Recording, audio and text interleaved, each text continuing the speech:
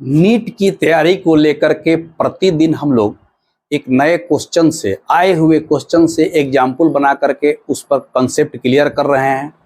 और इसीलिए कहते हैं कि अगर आप नीट के स्टूडेंट्स हैं, आप आने वाले समय में नीट में बैठने वाले हैं, अगर अब तक चैनल को सब्सक्राइब नहीं किए हैं तो इस चैनल को जरूर सब्सक्राइब कर लीजिए, क्योंकि आपके लिए यह बहुत ही फायदेमंद होने वाला है। नीट 2023 में सेक्शन बी में एक क्वेश्चन आया हुआ है, उसको हम बोर्ड पर लिखे हुए आप ध्यान से देखिए। यह क्वेश्चन देखने में लंबा लग रहा है, कितना जल्दी बनेगा यह, जैसे हम आपको जैसे ही से कॉन्सेप्ट क्लियर करेंगे तो तुरंत आप पकड़ लीजिएगा। पहले क्वेश्चन को पढ़िए। कहता है कि a wire carrying a current I along the positive x axis has length l, यानी कि कोई एक वायर है जो कहता है ऐसे x एक्सिस की तरफ, तो पॉजिटिव मान लीजिए कि हमारे पास 3 डायमेंशनल स्पेस है, यह हो गया x, यह हो गया y, एक z ऐसे होगा तो इसको हम ऐसे दिखा देते हैं z। तो कहता है कि x एक्सिस में कोई करंट जा रहा है I और इसका लेंथ दे दिया, मान लीजिए कि यहां से लेके यहां तक ही उसका लेंथ है L, यही हमारा वायर हो गया। कहता है कि it is keeped in a magnetic field B equal to 2I plus 3J minus 4K, यानी कि यह जो करंट है, करंट कैरिंग कंडक्टर है, करंट एलिमेंट जिसको कहा जाता है, वह एक मैग्नेटिक फील्ड में रखा हुआ है। कैसा मैग्नेटिक फील्ड में? जिसका x कंपोनेंट, y कंपोनेंट और z कंपोनेंट दिए हुए हैं। तो अब देखिए x कंपोनेंट के तरफ इसका b का वैल्यू है 2i, y कंपोनेंट के तरफ इसका वैल्यू है 3j और k कंपोनेंट के तरफ वैल्यू है इसका -4k, यानी कि जो मैग्नेटिक फील्ड है वह 3D स्पेस में है। तो कहता है कि इस करंट कैरिंग कंडक्टर पर टोटल कितना फोर्स लगेगा। तो पहले से अगर आप पढ़े हुए हैं कि किसी करंट कैरिंग कंडक्टर पर जो फोर्स लगता है करंट एलिमेंट पर, उसको थोड़ा सा हम समझा देते हैं। जैसे मान लीजिए कि आपके पास ये मैग्नेटिक फील्ड है, ठीक है, ये मैग्नेटिक फील्ड है इस तरह से, कहीं कहीं ऐसे से भी होता है इनवर्ड आउटवर्ड का। अब इसी में आपका एक करंट कैरिंग कंडक्टर है जो करंट ढो रहा है I, तो कहता है कि इस पर जो फोर्स लगता है वह होता है B cross IL। B magnetic field हो गया, I करंट हो गया और IL एक साथ मिल गया तो करंट एलिमेंट वेक्टर, या इसको हम लोग मैग्नीट्यूड के रूप में लिख सकते हैं तो BIL साइन थीटा, चूंकि क्रॉस प्रोडक्ट में साइन थीटा आता है, यह हो जाता है मैग्नीट्यूड। तो अब जाहिर सी बात है कि यह जो करंट एलिमेंट रखा गया है 3 डायमेंशनल स्पेस में, तो यहां पर जो थीटा होता है वह फील्ड वेक्टर और करंट एलिमेंट के बीच का एंगल होता है। तो यहां पर हम देख रहे हैं कि फील्ड वेक्टर जो है 3 गो है, 2I 3J 4K, तो जाहिर सी बात है कि 3 डायरेक्शन का फोर्स इस पर लगेगा। तो अब यहां ध्यान देने वाली बात है कि इस करंट एलिमेंट पर किस किस कंपोनेंट का असर आएगा और किस किस कंपोनेंट का असर नील हो जाएगा। तो ध्यान दीजिए, जब हम दे दिए कि यहां पर क्रॉस प्रोडक्ट होता है, साइन थीटा होता है, तो जो इस फील्ड का x वेक्टर है 2I और यह करंट एलिमेंट IL दोनों सेम डायरेक्शन में हो गया। जब यह सेम डायरेक्शन में हो गया तो इनके बीच का एंगल हो गया 0।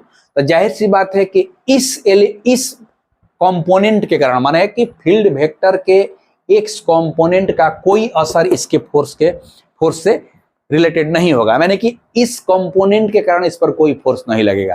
तो जो भी फोर्स बच गया इस डायरेक्शन में हो गया और इस डायरेक्शन में हो गया, और यह जो डायरेक्शन है इस डायरेक्शन के अलोंग में यह 90 डिग्री है। तो जाहिर सी बात है कि साइन 90 डिग्री का मान होता है 1, तो सिंपली BIL। अब इस डायरेक्शन में अगर आप F निकालते हैं, ध्यान दीजिए, इस डायरेक्शन का अगर आप F निकालते हैं तो कितना हो जाएगा B, तो B का मतलब कि 3 इंटू I इंटू L, ठीक है, 3IL ऐसे यह फोर्स हो गया। इस डायरेक्शन में आप निकालते हैं तो हो जाएगा -4KIL ऐसे। अब हमारे पास दो फोर्स हो गया और दोनों एक दूसरे के परपेंडिकुलर है, तो रिजल्टेंट फोर्स क्या हो जाएगा? जब दो फोर्स, जब देखिए XYZ में हम पढ़े हैं पहले से कि जब हमारे पास 3 गो वेक्टर है ABC, तो इसका रिजल्टेंट R बराबर होता है √A² + B² + C²। अब यहाँ देख रहे हैं कि हमारा X एक्सिस का खत्म हो गया, तो बच गया B² + C²। तो हमारे पास दो गो फोर्स 3IL और -4KIL है, तो रिजल्टेंट सीधा सीधी रिजल्टेंट फोर्स क्या हो जाएगा भाई? तो सीधे सीधी वहां पर देख लीजिए 3IL का स्क्वायर प्लस -4KIL का स्क्वायर सीधे आ गया। तो यहाँ कितना हो गया? I² ऑन हो जाएगा, K² ऑन हो जाएगा, तो ये हो गया 9IL का स्क्वायर प्लस 16IL का स्क्वायर, यानी कि 25IL का स्क्वायर रूट अंडर। इसका 5 हो गया, इसका IL निकल जाएगा, यही 5IL आंसर हो गया। तो अब इस ऑप्शन में देखिए बी में दिया हुआ है 5IL। क्लियर हो गया? तो इसमें समझना क्या था? समझना यही था कि हमारा कह रहा है कि करंट कैरिंग कंडक्टर जो है पॉजिटिव x डायरेक्शन में रखा हुआ है, तो इसमें रख दिए। फील्ड वेक्टर के बारे में कहता है कि 3 डायमेंशनल स्पेस में फील्ड में टी टेस्ला बोलते हैं, उसका यूनिट होता है। तो 3 डायमेंशनल स्पेस का जैसे ही हम खाका खींचे, इस फील्ड वेक्टर का कंपोनेंट इधर 2I, इधर 3J, इधर 4K हो गया, क्योंकि जानते हैं हम लोग कि I होता है X पर, J होता है Y पर और K होता है Z पर। अब यहाँ पर फोर्स की बात करता है, तो फोर्स का फॉर्मूला हम लोग जानते हैं B क्रॉस IL या साइन थीटा रखते हैं। तो जिस डायरेक्शन में करंट है उस डायरेक्शन में अगर कोई फील्ड है तो उसका वैल्यू फोर्स का हो जाएगा 0, क्योंकि दोनों के बीच का एंगल होता है साइन 0 डिग्री, हो जाएगा 0। अब बच गया दो गो ये, तो इसी दोनों कंपोनेंट के कारण इस पर फोर्स लगेगा। तो इस पर फोर्स लगेगा तो इस पर क्या हो जाएगा? 3IL, इस पर हो जाएगा 4KIL, कंपोनेंट टूट गया, गुना कर दिए सीधे BIL, तो B का वैल्यू इधर 3 तो IL से हो गया, या 4KIL हो गया।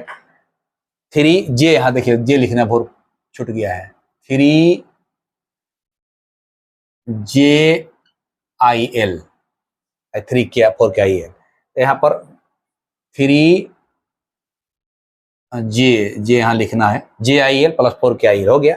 तो वो इसका J² K² ऑन हो जाता है, यहाँ पर सीधा सीधा आंसर निकल गया। तो कॉन्सेप्ट इसका यही था कि आपको देख लेना था कि कैसे रखा हुआ है और किस डायरेक्शन में उसका फोर्स का मान 0 होगा, बाकी ये दो गो फोर्स का रिजल्टेंट निकाल देना है। और इसका कॉन्सेप्ट यही है कि हम लोग शुरुआत में जो वेक्टर का चैप्टर पढ़े थे उसमें देखिए 3 डायमेंशनल स्पेस में अगर 3 वेक्टर है उसका रिजल्टेंट √A² + B² + C²। इस कंडीशन में A² का वैल्यू 0 हो गया, B² + C² से इसका आंसर निकल गया। तो इस तरह से यह सेक्शन बी में पूछा हुआ क्वेश्चन है। सेक्शन बी मतलब उसमें कुछ क्वेश्चन का जवाब देना रहता है, कुछ को छोड़ देना रहता है। तो उसी सेक्शन बी का देखने के लिए क्वेश्चन लंबा, लेकिन बना कितना बिल्कुल आसानी से, केवल कॉन्सेप्ट आपका क्लियर रहना चाहिए कि हमारे पास जिस डायरेक्शन में करंट बह रहा है उसका कंपोनेंट 0 हो जाएगा और जो बच गया उसका √A² + B² आंसर निकाल लेंगे। यह हो गया आपका इजी वे में सॉल्यूशन। ठीक है, तो अब इस तरह का और भी क्वेश्चन सेक्शन बी में या अन्य माने सेक्शन ए में भी जो क्वेश्चन आता है वैल्यू सबका बराबर होता है, तो और भी क्वेश्चन हम आपको लेकर के इसका एक्सप्लेनेशन देते रहेंगे और बताते रहेंगे। और निरंतर आप प्रैक्टिस सेट बनाते रहिए, मॉडल सेट बनाते रहिए, और चैनल को सब्सक्राइब नहीं किए तो सब्सक्राइब करके इसका भी लाभ उठाते रहिए। नमस्कार।